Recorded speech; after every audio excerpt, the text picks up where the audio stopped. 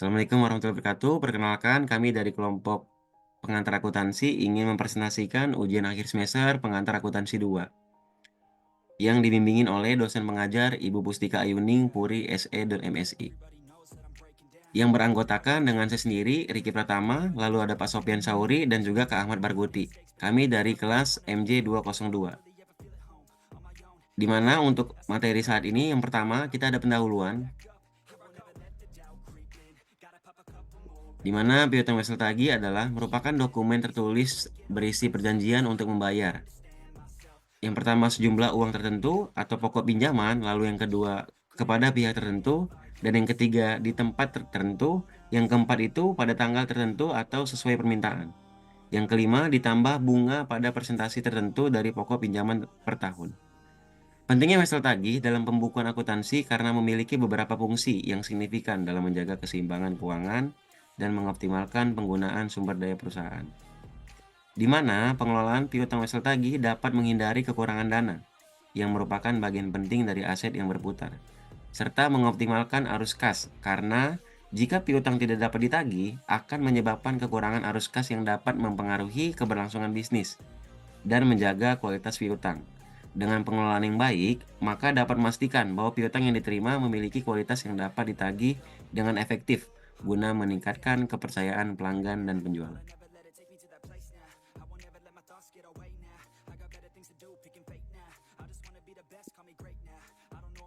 Aset tetap. Aset tetap mempunyai umur yang panjang atau permanen. Aset tetap berwujud karena mempunyai bentuk fisik dan dimiliki serta digunakan oleh perusahaan dan tidak untuk dijual sebagai bagian dari operasional.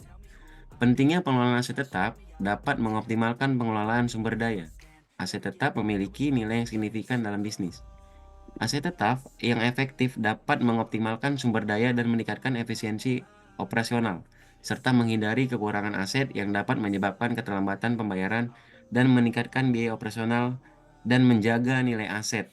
Dalam hal ini, dapat membantu perusahaan dalam meningkatkan kepercayaan investor dan meningkatkan kemampuan untuk mengakses kredit. Lalu yang B, dengan pengelolaan piutang wesel tagih dan aset tetap sangat penting dapat mempengaruhi keseimbangan keuangan dan mengoptimalkan penggunaan sumber daya perusahaan. Oleh sebab itu, perusahaan harus memiliki sistem pengelolaan yang efektif untuk mengelola piutang, wesel tagih, dan aset tetap dengan baik. Untuk bagian 1 tentang piutang wesel tagih, di mana teori dan konsep dasarnya mempunyai definisi piutang wesel tagih yang merupakan aset yang dimiliki perusahaan sebagai hak untuk menerima sejumlah pembayaran atas penjualan barang atau jasa dengan perjanjian tertulis kepada perusahaan lain yang belum memiliki ketersediaan kas pada saat melakukan transaksi. Karakteristik wesel tagih merupakan bentuk tertulis dan formal yang berisi informasi tentang jumlah pokok pinjaman, tingkat bunga, dan tanggal jatuh tempo pembayaran. Pembuatan dan penerima wesel tagih dibuat oleh kreditur dan diperuntukkan bagi debitur, yang biasanya adalah perusahaan, tetapi dapat juga perorangan. Jumlah pokok dan bunga berisi jumlah pokok pinjaman atau harga pokok barang atau jasa yang dibeli, lengkap dengan tingkat bunga yang telah disepakati sebelumnya. Tanggal jatuh tempo wesel tagih harus tercantum nilai jatuh tempo, yaitu jumlah total yang harus dibayar debitur, yang terdiri dari jumlah pokok pinjaman ditambah bunga. Tanda tangan wesel tagih harus ditandatangani oleh pembuat dan penerima untuk memastikan kekuatan hukumnya. Penghitungan tanggal jatuh tempo itu dihitung dari saat wesel tagih diterbitkan hingga tanggal jatuh tempo wesel tagih. Biasanya dilakukan secara harian untuk piutang jangka pendek. Pengakuan piutang wesel tagih diakui pada saat tanggal penarikan wesel. Hal ini berarti bahwa pada saat wesel ditandatangani oleh pihak yang berutang atau debitur dan diserahkan kepada pihak yang memberi utang, kreditur, maka piutang wesel tagih tersebut harus dicatat dalam pembukuan akuntansi. Pengukuran nilai di awal piutang wesel tagih diukur sebesar nilai nominal wesel, yaitu jumlah uang yang tercantum dalam wesel yang harus dibayarkan oleh debitur kepada kreditur. Nilai ini dapat berubah seiring waktu karena adanya penyesuaian bunga dan penyisihan piutang tak tertagih. Penyajian dalam laporan posisi keuangan, piutang wesel tagih disajikan sebagai aset lancar. Piutang wesel tagih diklasifikasikan berdasarkan jatuh temponya, yaitu piutang wesel tagih jangka pendek, yang merupakan piutang wesel tagih yang jatuh temponya dalam waktu 1 tahun atau setelah tanggal neraca. Untuk piutang wesel tagih jangka panjang, itu merupakan piutang wesel tagih yang jatuh temponya lebih dari 1 tahun setelah neraca. Untuk perlakuan akuntansi terhadap bunga dan diskon piutang wesel, itu bunga piutang wesel. Bunga piutang wesel itu adalah pendapatan yang diperoleh kreditur dari debitur atas penggunaan uang yang dipinjamkan dalam bentuk wesel tagih. Bunga piutang wesel tagih diakui secara periodik berdasarkan metode akrual, yaitu pada akhir periode akuntansi. Untuk diskon piutang wesel tagih, itu potongan harga yang diberikan oleh kreditur kepada debitur pada saat mendiskontokan wesel tagih.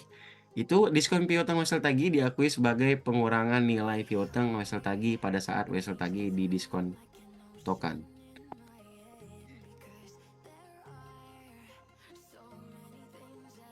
Untuk kasus praktiknya, di sini kasus sederhana ini menggambarkan bagaimana cara kerja piutang wesel. Pada tanggal 1 Januari 2024, PT Ghostik ini membeli peralatan senilai 500 juta secara kredit dari PT Suci Komputer. PT Suci Komputer mengirimkan faktur ke PT Ghostik Indonesia yang jatuh temponya dalam 60 hari sesuai dengan persyaratan penagihan normal PT Suci Komputer.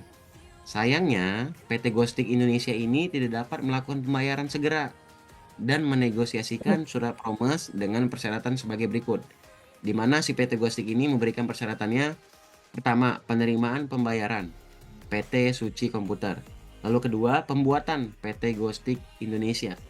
Lalu yang ketiga, nilai pokok hutangnya 500 juta. Yang keempat, jangka waktu 6 bulan. 6 bulan ini jatuh temponya pada saat jadi si PT Ghostik ini memberikan jangka waktunya 6 bulan pada saat jatuh tempo gitu. Jangka waktunya. Lalu yang kelima, tingkat bunganya itu suku bunganya itu 6% untuk per tahunnya. Langkah-langkah dalam penyelesaian masalah. Karena PT Ghostik Indonesia tidak mampu membayar hutang pada tanggal yang sudah ditetapkan atau jatuh tempo, maka si PT Ghostik ini membayar dengan mengeluarkan surat promes kepada PT Suci Komputer.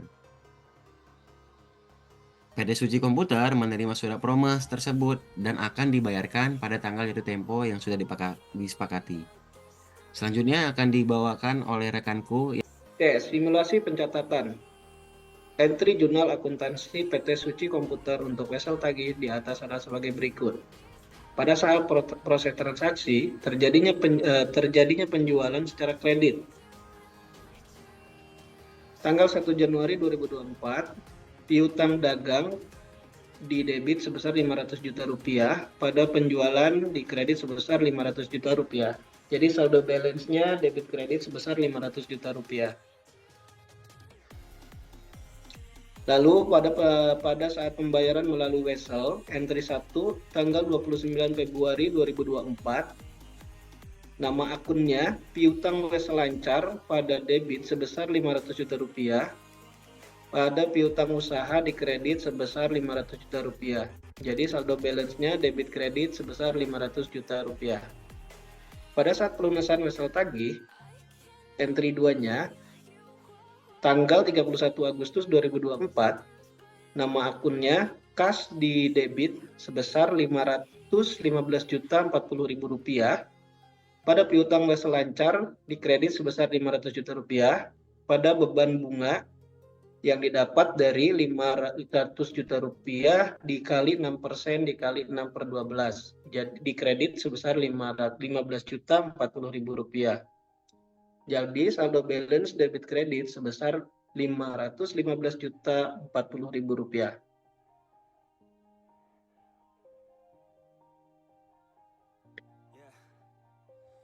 Untuk entry jurnal akuntansi PT Gostik Indonesia, untuk wesel bayar di atas adalah sebagai berikut. Pada saat proses transaksi terjadinya pembelian secara kredit. Tanggal 1 Januari 2024, nama akun pembelian di debit sebesar 500 juta rupiah, pada hutang di kredit sebesar 500 juta rupiah. Jadi saldo balance debit kredit sebesar 500 juta rupiah. Lalu saat pada pembayaran melalui wesel, entry 1, tanggal 29 Februari 2024, nama akun hutang di debit sebesar 500 juta rupiah, pada wesel bayar di kredit sebesar 500 juta rupiah. Saldo balance-nya adalah 500 juta rupiah debit kredit. Lalu pada saat pelunasan wesel tagih, tanggal 31 Agustus 2024, nama akunnya adalah wesel bayar di debit sebesar 500 juta rupiah pada beban bunga yang didapat dari 500 juta dikali 6% dikali 6% dikali 6 per 12 di debit sebesar 515 juta 40 ribu rupiah, pada kas di kredit sebesar 515 juta 40 ribu rupiah.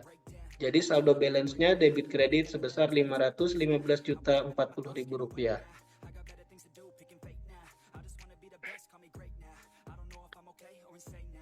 Pada bagian kedua adalah aset tetap. Definisi dan jenis-jenis aset tetap.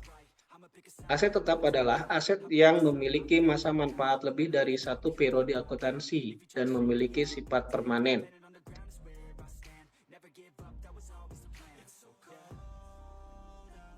Tanah adalah aset yang tidak mengalami depresiasi dan memiliki harga perolehan yang mencakup biaya beli, biaya pengurusan sertifikat, biaya komisi, dan biaya perataan tanah. Lalu yang kedua, bangunan. Bangunan adalah aset yang dapat mengalami depresiasi dan memiliki biaya perolehan yang mencakup biaya jasa arsitek, biaya material, biaya pekerja, pembangunan, dan biaya izin bangunan. Yang ketiga, mesin dan peralatan. Adalah aset yang digunakan dalam kegiatan produksi dan dapat mengalami depresiasi. Contohnya mesin pabrik, alat kantor, dan alat laboratorium. Lalu yang keempat, kendaraan. Adalah aset yang digunakan untuk kegiatan bisnis dan dapat mengalami depresiasi. Contohnya mobil, perusahaan, dan lain-lain. Lalu inventaris adalah aset yang digunakan dalam kegiatan bisnis dan dapat mengalami depresiasi. Contohnya furniture, perangkat komputer, dan alat-alat di pabrik.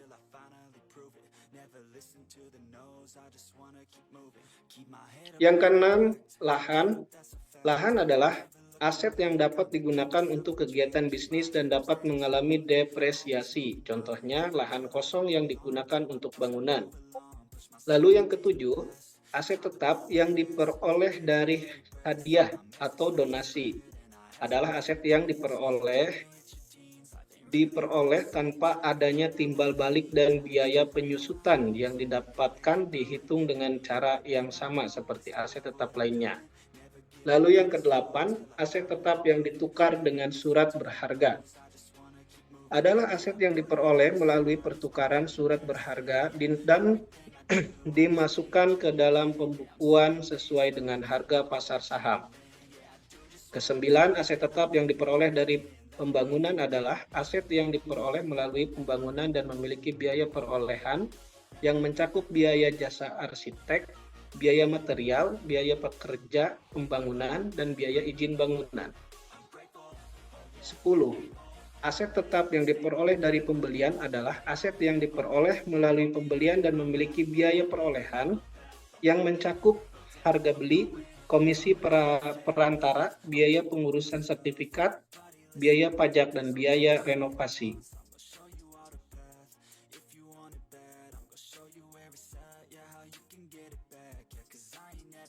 Pengakuan awal dan pengukuran awal dan pengukuran setelah pengakuan awal aset tetap dilakukan sebagai berikut. Pengakuan awal adalah aset tetap diakui pada tanggal perolehan, yaitu tanggal pembelian atau tanggal selesainya pembangunan. Pengukuran awal adalah biaya perolehan aset tetap dihitung secara akurat dan diakui sebagai biaya awal. Pengukuran setelah pengakuan awal adalah aset tetap diukur secara periodik untuk menentukan nilai depresiasi atau penyusutan yang terjadi. Dalam hal ini, depresiasi adalah proses pengalokasian biaya ke dalam periode-periode waktu yang menikmatinya. Depresiasi terjadi pada aset tetap seperti gedung dan bangunan, peralatan dan mesin. Jenis aset tetap tersebut disebut sebagai aset terdepresiasi karena kemampuan aset tersebut dalam menghasilkan pendapatan akan menurun selama umur ekonomis aset.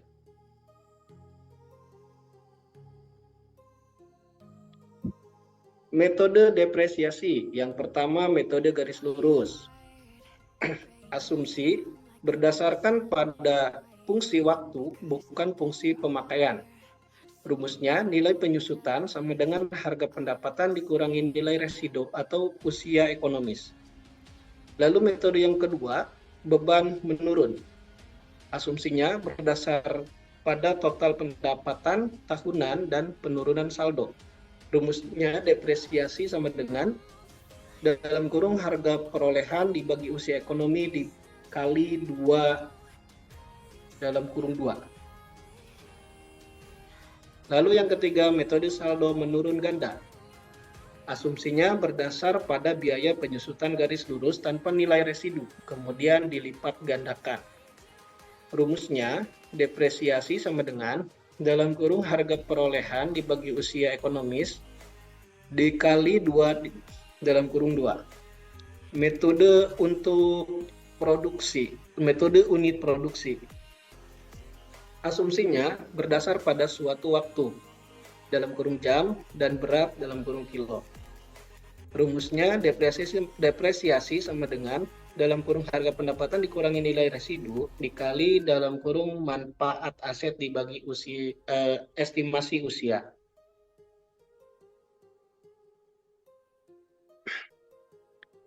B. Pembelian aset tetap dengan wesel tagih. Pada tanggal 1 Januari 2023, PT Najila Indah Group membeli mesin baru senilai 850 juta kepada PT Mitsuba Indonesia dengan cara menandatangani wesel tagih dengan jangka waktu 1 tahun dengan bunga 6% per tahun. Pencatatan beban bunga, setiap periode akuntansi, beban bunga wesel tagih harus diakui berdasarkan metode bunga efektif. Beban bunga dihitung dengan mengalihkan saldo hitung wesel tagih dengan tingkat bunga wesel tagih dan periode akuntansi. Dalam kasus ini, beban bunga tahunan adalah 51 juta dalam kurung didapat dari 850 juta dikali 6%. Beban bunga ini harus diakui sebagai beban setiap tahunnya selama masa wesel tagih. Lalu pada tanggal 1 November 2023, PT Najila Indah Group melunasi wesel tagih senilai 850 juta rupiah sebelum jatuh tempo dan mendapatkan diskon sebesar 2%. Mesin yang dibeli oleh PT Najila Indah Group tersebut memiliki masa manfaat selama 10 tahun dengan nilai depresiasinya adalah 10% per tahun.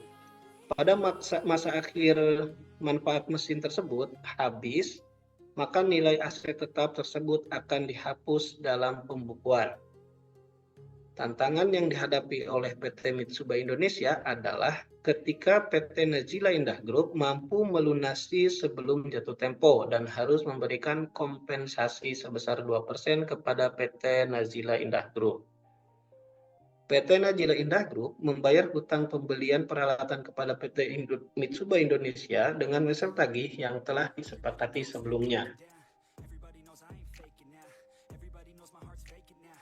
Lalu yang C adalah simulasi pencatatan akuntansinya. Pada saat pembelian aset tetap, ini akan dilanjutkan oleh teman saya, silahkan Kak Ahmad. Kemudian saya akan melanjutkan dari Kak Sofian. C. Simulasi pencatatan akuntansi. Pada saat pembelian aset tetap, tanggal 1 Januari 2023, nama akun aset tetap di debit sebesar 850 juta, pada hutang wesel tagih sebesar di kredit sebesar 850 juta. Jadi total saldo balance debit kredit sebesar 850 juta. Lalu pada saat pelunasan pada tanggal 1 November 2023, hutang wesel tagih di debit sebesar 884 juta, kas di kredit sebesar 850 juta, pada diskon wesel tagih 2% di kredit sebesar 34 juta. Jadi total saldo balance debit kredit sebesar 884 juta. Perhitungan depresiasi metode garis lurus adalah harga perolehan dikurang nilai sisa dibagi waktu ekonomis. Diketahui harga perolehan sebesar 850 juta, nilai sisa sama dengan 85 juta, waktu ekonomis sama dengan 10 tahun. Jadi 850 juta dikurang 85 juta dibagi 10. Hasilnya sama dengan 76.500.000 rupiah per tahun.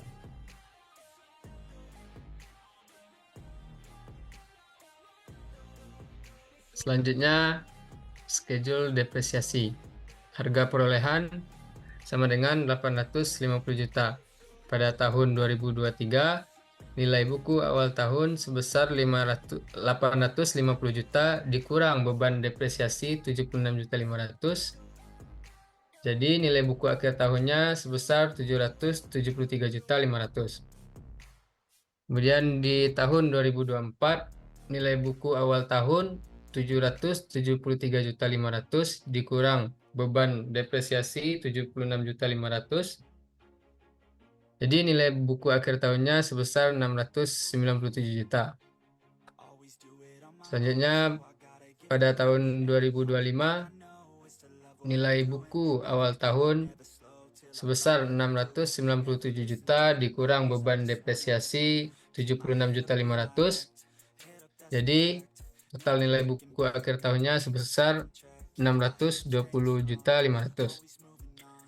Pada tahun 2026, nilai buku awal tahun sebesar 627.500 dikurang beban depresiasi 76.500. Jadi nilai buku akhir tahun sebesar 544 juta. Selanjutnya pada tahun 2027, nilai buku awal tahun sebesar 544 juta dikurang beban depresiasi 76.500. Jadi nilai buku akhir tahun sebesar 467.500. Selanjutnya pada tahun 2028, nilai buku awal tahun sebesar 467.500 dikurang beban depresiasi 76.500. Jadi nilai buku akhir tahun sebesar 391 juta. Selanjutnya pada tahun 2029,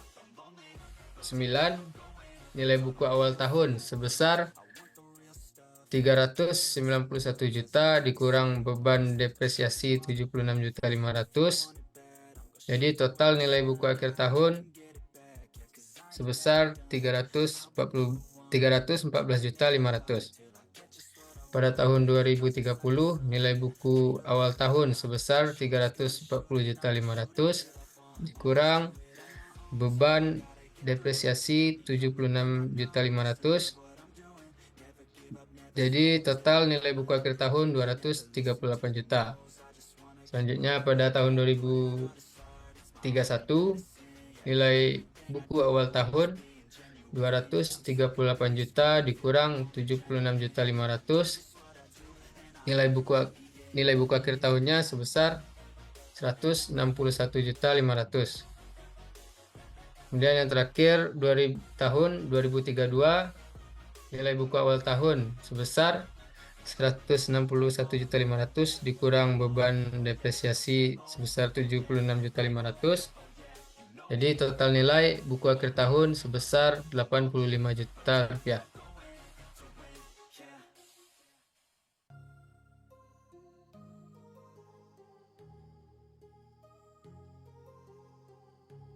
Selanjutnya, dampaknya terhadap laporan keuangan sebagai berikut. Yang pertama, kepatuhan akuntansi, di mana jurnal umum yang memastikan kepatuhan terhadap standar akuntansi dan regulasi yang berlaku untuk memudahkan proses audit dan penyusunan laporan keuangan yang akurat. Analisis dan pengambilan keputusan, di mana data yang disusun dalam jurnal umum untuk membantu dalam menganalisis finansial seperti analisis tren, evaluasi efisiensi operasional, dan perencanaan strategis dengan tujuan untuk pengambilan keputusan yang tepat dan terinformasi. Selanjutnya, kualitas informasi, di mana jurnal umum untuk mempengaruhi kualitas informasi yang tersedia dalam laporan keuangan dengan informasi yang akurat dan juga tepat waktu dapat membantu investor dan pemangku kepentingan lain untuk membuat keputusan investasi dengan tepat. Kemudian, pengendalian internal, di mana jurnal umum yang berperan dalam sistem pengendalian internal perusahaan untuk meminimalisasi salah saji dalam laporan keuangan dan untuk memastikan kualitas laporan keuangan dengan lebih akurat. Kemudian pengakuan investasi, di mana kualitas laporan keuangan yang baik guna mempengaruhi efisiensi investasi. Adapun penelitian menunjukkan bahwa kualitas laporan keuangan sendiri tidak dapat berpengaruh yang signifikan terhadap over atau under investment, namun pengendalian internal yang baik dapat memiliki dampak positif akan kualitas laporan keuangan dan juga investasi. Dengan begitu, jurnal umum akuntansi merupakan fondasi yang kuat untuk penyusunan laporan keuangan yang akurat dan juga relevan, serta dapat membantu dalam pengambilan keputusan yang tepat dan juga terinformasi.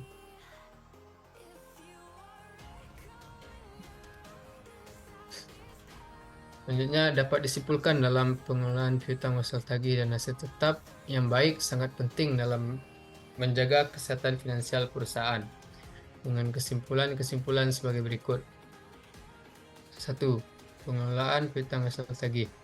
Pengukuran dan pencatatan, di mana piutang wasal tagih biasanya diklasifikasikan sebagai aset lancar pada neraca dan dicantumkan nilai nominal piutang serta tanggal jatuh tempo. Jadi metode pengelolaan, ada dua metode pengelolaan piutang tak tertagih, yaitu dengan metode langsung dalam kurung direct write-off method dan dengan metode penyisihan allowance method, di mana metode langsung dapat menghapus piutang yang dianggap tidak tertagih, sementara metode penyisihan dapat menetapkan jumlah piutang tak tertagih berdasarkan taksiran atau estimasi. Kemudian efektivitas, di mana pengelolaan piutang wasal tagih yang efektif dapat mengurangi risiko kerugian akibat piutang tak tertagih, sehingga dapat menghindari penurunan nilai laba bersih yang signifikan pada periode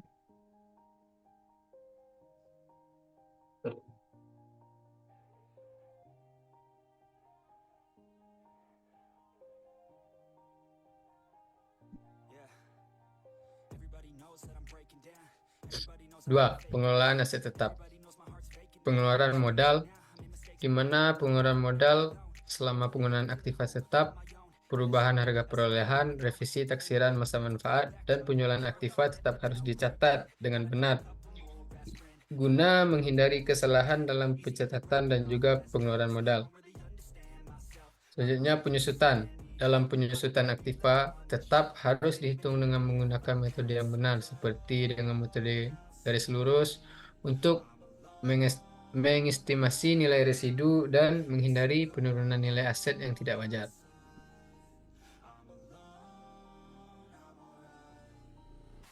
Tiga, kesehatan finansial, stabilitas. Dengan pengelolaan piutang wesel tagih dan aset tetap yang baik dapat membantu perusahaan dalam menjaga stabilitas finansialnya. Dengan piutang wesel tagih yang dikelola dengan baik dapat menghasilkan pendapatan bunga, sementara aset tetap yang dikelola dengan benar dapat mengurangi biaya penyusutan dan juga mempertahankan nilai aset. Dan keputusan manajemen, informasi yang akurat tentang piutang wesel tagih dan aset tetap dapat membantu manajemen dalam pengambilan keputusan yang strategis, seperti menentukan investasi modal dan juga pengeluaran modal. Dengan mengelola piutang wesel tagih dan aset tetap dengan baik, perusahaan dapat meningkatkan kesehatan finansialnya serta dapat mengurangi risiko kerugian dan juga meningkatkan efisiensi operasional. Demikian presentasi kami kali ini. Untuk lebih memahami rekan-rekan semuanya, silahkan rekan-rekan mengakses daftar pustaka yang sudah kami lampirkan di presentasi ini. Terima kasih. Sekian dari kami dari kelompok 2. Inilah daftar pustaka yang kami lampirkan di sini. Jika teman-teman ingin bertanya, silakan komentar di kolom komentar dan juga silakan mungkin bisa diakses daftar pustaka yang telah kami cantumkan. Terima kasih. Wassalamualaikum warahmatullahi wabarakatuh.